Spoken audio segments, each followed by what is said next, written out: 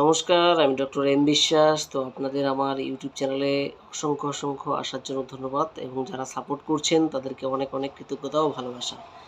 তো আজকে আমি একটি মেডিসিন নিয়ে আলোচনা করব, হোমিওপ্যাথিক মেডিসিন। সেই মেডিসিনটি হচ্ছে অ্যানাকার্ডিয়াম। এই অ্যানাকার্ডিয়ামের মূল চারিত্রিক বৈশিষ্ট্য এবং এর গুণাবলী সম্পর্কে আজকে আমি আলোচনা করব। তো তোমরা ভিডিওর সাথে থাকো। অ্যানাকার্ডিয়ামের পেশেন্টরা বেশিরভাগই স্নায়বিক দুর্বলতা হয়। এদের স্মৃতিশক্তি খুব একটা ভালো হয় না এবং স্নায়বিক দুর্বলতা অধিকাংশ ক্ষেত্রেই দেখা যায়।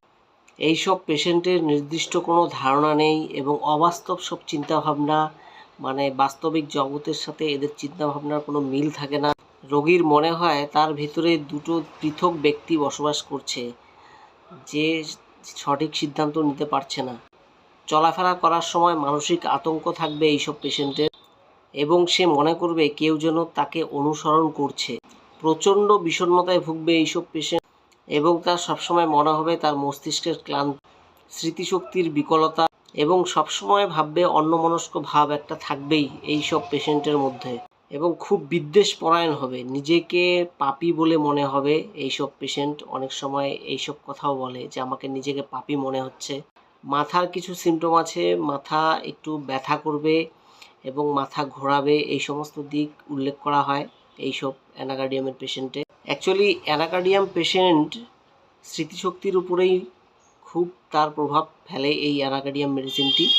তো যার স্মৃতিশক্তি খুবই দুর্বল এবং মানসিকভাবে সবসময় ভেঙে পড়ে, উল্টাপাল্টা চিন্তাভাবনা করে, তাদের জন্য এই মেডিসিনটি দেওয়া যায়।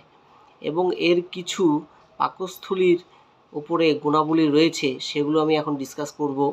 পরিপাক শক্তির দুর্বলতা এবং তৎসহ পূর্ণতা বোধ, পাকস্থলীর স্ফীতি দেখা দেয় এবং পেশেন্ট সবসময় মনে করে যে তাদের পাকস্থলী খালি, মানে খেয়ে দিয়ে আসার পরেও তারা মনে করে যে তাদের পাকস্থলী খালি রয়েছে।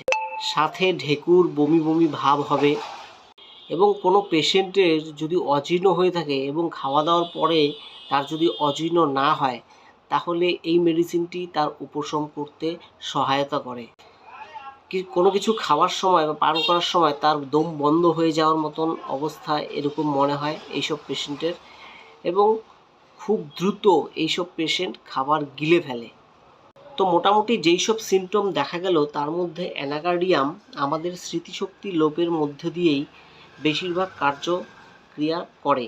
তাই আমরা কোনো পেশেন্ট যদি আসে, তার স্মৃতিশক্তি লোপ পায় এবং তার মনে থাকছে না এবং সাথে পাকস্থলীর কিছু প্রবলেম রয়েছে, যেমন খাবার দাবার হজম হয় না, অজীর্ণ হয়েছে, এই সমস্ত ব্যাপার